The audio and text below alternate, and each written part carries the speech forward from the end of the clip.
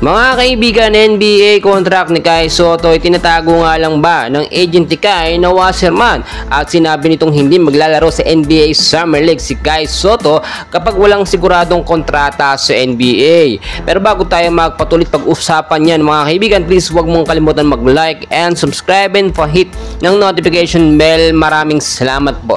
Mga kaibigan, saksi tayo sa magandang performance na ipinapakita ngayon ni Kai Sotto dito sa Japan B-League.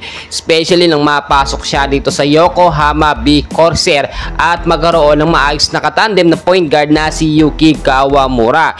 And very obvious ng mga kalaban ng team ni Kai Sotto, yung nasa top teams dito sa Japan B-League, ay nakita natin ang kakulangan ni Kai Sotto sa experience pa at exposure.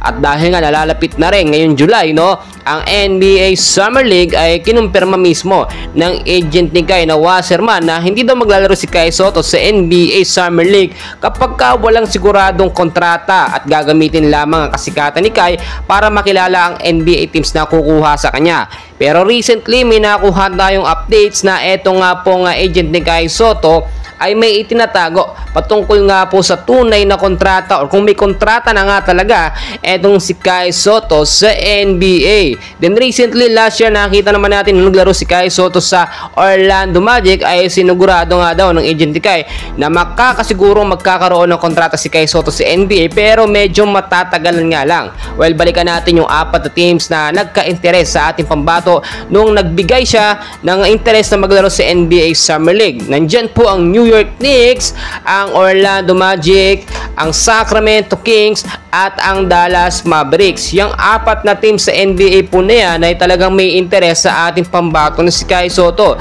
So bakit sila nagkaka-interes ngayon sa ating pambato? Kung titignan po ninyo, sa edad na 21 anyos, no, ay magandang performance na at napakabilis mag-improve ni Kai Sotto. Bago pa man maglaro si Kai Sotto dito sa Japan B-League ay nag-gain na ito ng almost 20 pounds of muscle. Kasama dyan ang kanyang training na ginagawa na ehersisyo na pagpapadagdag ng muscle para nga po, no, sa mga crucial at intense at balyahan na laban ay masasanay at sanay na si Kai Sotto. Kung titignan po ninyo mga kaibigan, dalawang NBA teams ang siguradong posibleng kumuha sa ating pambato ni si Kai Sotto. Ekis na po dyan, itong Orlando Magic, which is nakita naman natin hindi sila nagbigay ng simpansya, no, or reply man lang sa sinabi ng Wasserman kung bibigyan ng kontrata si Kai Sotto.